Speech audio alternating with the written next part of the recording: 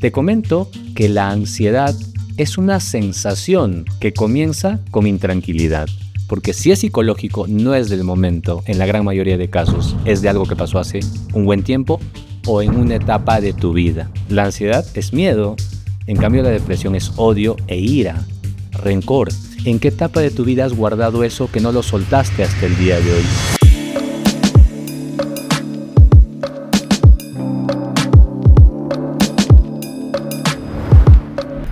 Y llega el momento en la vida de muchos pacientes que vienen a consulta donde se mezclan diferentes tipos de síntomas físicos, psicológicos, emocionales. Como referencia pongamos a un paciente que viene y que presenta insomnio, que dice que tiene un malestar general en el cuerpo, que tiene pesadumbre, tristeza, desgano.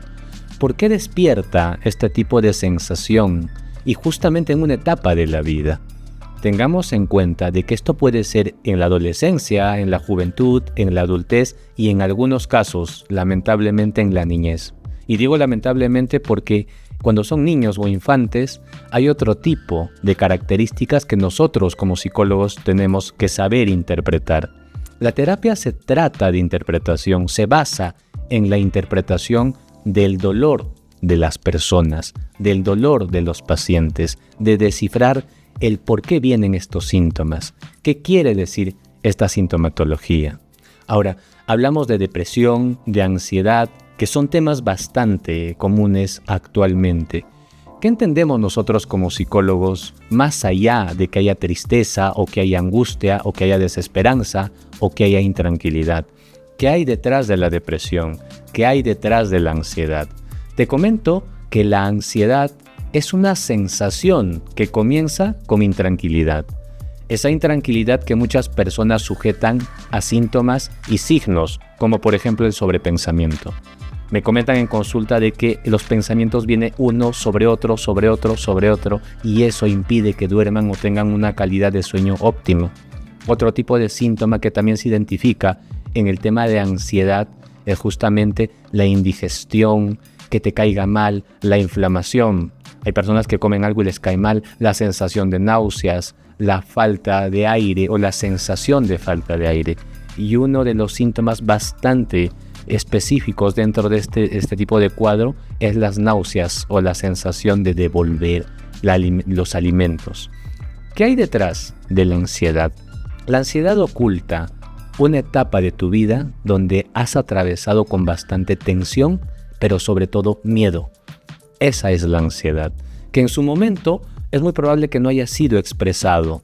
Imagínate un niño vivir tenso constantemente y ansioso, con miedo a que llegue el papá, vamos a poner esto como ejemplo, y lastime a la mamá o perjudique el hogar. Un niño que tenga miedo de que los papás, cada vez que llegan de un compromiso, se lastimen entre ellos. Un niño que tenga miedo de una persona ajena, que no pertenezca a la familia, o bien que pertenezca a la familia porque lo lastima o la lastima. Ese tipo de miedo no traducido, no interpretado en su momento en la etapa de niño o de infante, llega a brotar en una etapa de adolescente, de joven o de adulto. Y lo hace a través de síntomas. Cuando a mí me dicen, oye César, ¿y por qué dices tú que la ansiedad es miedo? Porque es un miedo que ha ido madurando, que ahora es expresado a nivel corporal y físico y también psicológico. Clásico en las personas que tienen un cuadro de ansiedad es que visiten determinados médicos o especialidades médicas y que los médicos le digan no hay nada.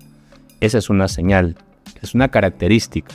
Si tú tienes en casa o tú formas parte de este grupo, ten en cuenta lo siguiente. Muchos médicos te van a decir esto no es médico, no es biológico, no es físico, es psicológico.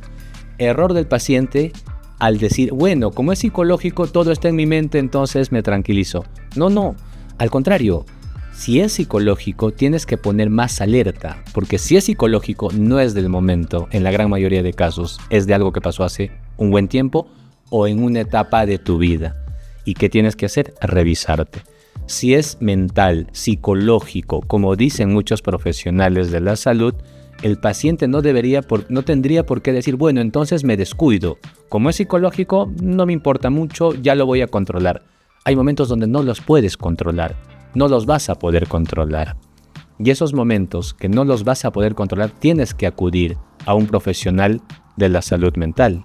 El profesional de la salud mental encargado de mapear, de evaluar, de diagnosticar qué está ocurriendo con el paciente, en qué etapa de tu vida has gestionado miedo no resuelto. Porque el miedo tiene que existir. Entiendan por favor que el miedo no es malo. Tenemos que tener miedo porque es parte de cómo avanzamos, es parte de la vida. Al igual que la ansiedad. La ansiedad es una emoción. No hay que satanizar la ansiedad. La ansiedad es algo que nos puede acompañar dentro del proceso de vida, dentro de cumplir los objetivos, dentro de una etapa nueva que estamos viviendo. Pero ¿dónde tenemos que estar alertas? Cuando la ansiedad se transforma ya en un bloqueo de vida y comienzas a tener síntomas. La ansiedad, cuando se transforma ya en sintomatología física y emocional y se ve como un obstáculo, es donde tenemos que tener mayor énfasis en ir a evaluarnos, en ir a mapearnos, en ir a una consulta, en saber qué tenemos que hacer. La ansiedad no es mala, pero cuando la ansiedad se transforma en síntomas físicos, genera alerta, genera alarma. ¿Qué oculta la ansiedad? Pues el miedo. Si ese miedo no lo resuelves, créeme que tus síntomas de ansiedad van a crecer. Es momento, quizá, de revisarlos. ¿Qué ocurre cuando ya no se hace algo con la ansiedad? Pasa a una segunda etapa, y esta etapa muchas veces es considerada en el tema clínico como ansiedad y depresión. ¿Qué pasa si una persona a lo largo de su vida encuentra una sensación de enojo, de ira que no ha resuelto? Una sensación que le ha cargado con ese odio que no ha podido expresar en un momento determinado. Pues ese odio se transforma en depresión. La depresión es otra típica enfermedad o es un típico tema de la actualidad. Personas con depresión, tú dirás depresión, tristeza. Bueno, es la característica que sale a flote, pero yo te diré hoy depresión, ira, depresión, odio, depresión, rencor. ¿Qué no has expresado?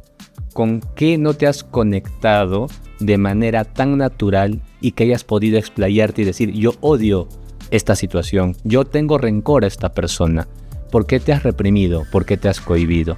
Cuando una persona comienza a reprimir este tipo de circunstancias, más adelante también tiene sintomatologías.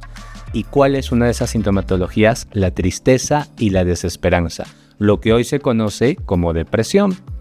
¿Y qué hacemos nosotros cuando encontramos este tipo de pacientes? Tenemos que aprender a descifrar de dónde carga este tipo de sensación emocional. Ira, odio, rencor, porque no es igual que la ansiedad. La ansiedad es miedo, en cambio la depresión es odio e ira, rencor. ¿En qué etapa de tu vida has guardado eso que no lo soltaste hasta el día de hoy, que te enfermó y que te está enfermando? Los síntomas son variados y compartidos. ¿Podría tener insomnio una persona con depresión como una persona con ansiedad? Claro que sí, porque se pueden compartir, se pueden evidenciar en ambos, pero tenemos que aprender a diferenciar en qué bloque se encuentra cada paciente, no para tratarlos por igual. Tengamos en cuenta de que cada paciente tiene un tratamiento individual. Claro que pueden compartir con otros pacientes ciertos tipos de complementos, por ejemplo. No todos son fármacos. Hay complementos que ayudan a los pacientes, que nosotros como psicólogos también podemos recomendar, porque su venta es libre. Pero tenemos que saber qué complemento ayuda a qué paciente, cómo es su estilo de vida, qué es lo que hace, cómo lleva su día a día, cómo tolera la frustración, cómo maneja la alegría, cómo construye su felicidad, cómo recepciona las malas noticias, cómo pasa los fines de semana, cómo es su trabajo. Yo le digo esto a muchos colegas, no solamente es verlo y etiquetarlo. Hay una frase que quiero parafrasear, que sería parafrasear de parafrasear, porque del doctor Max Hernández lo parafrasea de un analista que es Otto Rank, que dice: hay quienes hacen de los que entran a su consultorio pacientes y hay otros que hacen de ellos personas.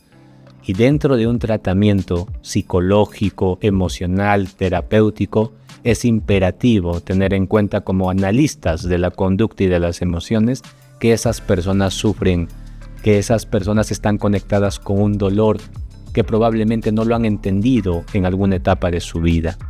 Es importante entender si es ansiedad, si es depresión, traduciendo, si es miedo, si es odio si en alguna etapa de su vida no han podido gestionar eso de una manera saludable y ahora lo están haciendo a través de síntomas físicos y síntomas emocionales, síntomas psicológicos.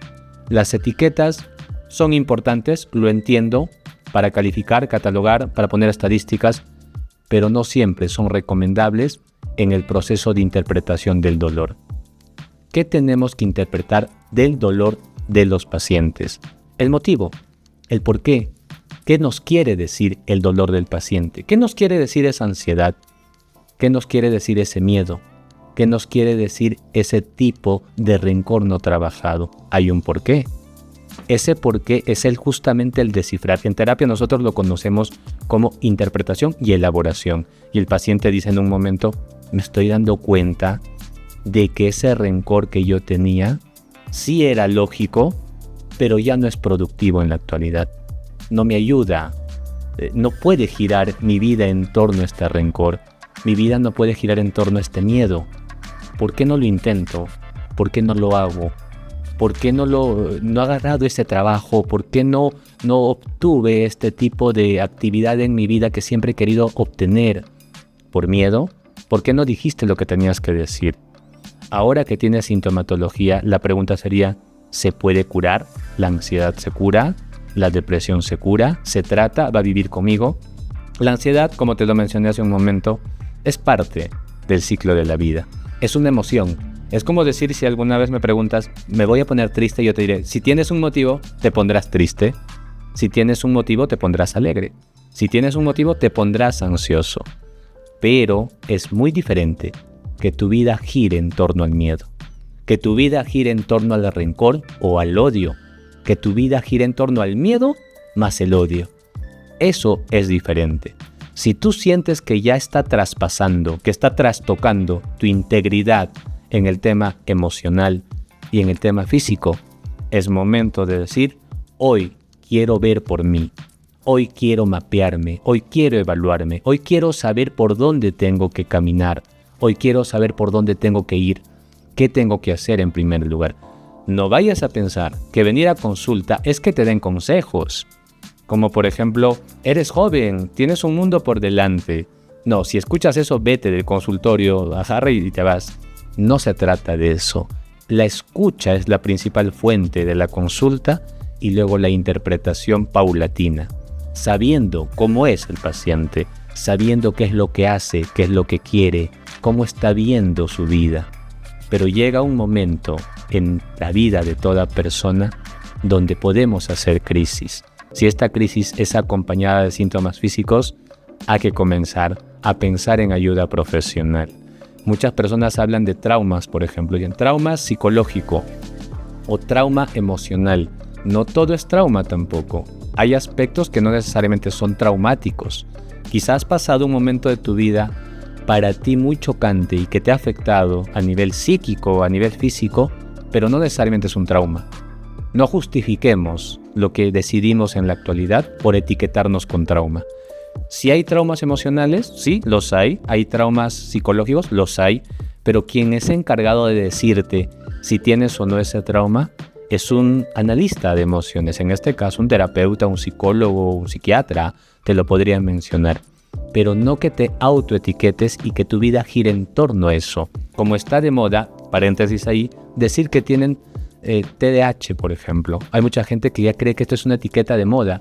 O que tienen TLP. Soy TLP, tengo apego evitativo, tengo apego ansioso, y viven felices con sus etiquetas y justificando sus acciones en base a lo que han escuchado en una red social, ni siquiera diagnosticados. Tengan mucho cuidado con ello, porque la ansiedad y la depresión, cuando desbordan tu vida, ya nosotros tenemos que pensar en técnicas, estrategias y herramientas. 2 plataformas para que comiences a pensar en un tratamiento: terapia y complementos. La terapia y los complementos son esenciales para que el paciente pueda adquirir una recuperación, para que el paciente pueda obtener nuevamente el equilibrio de su vida.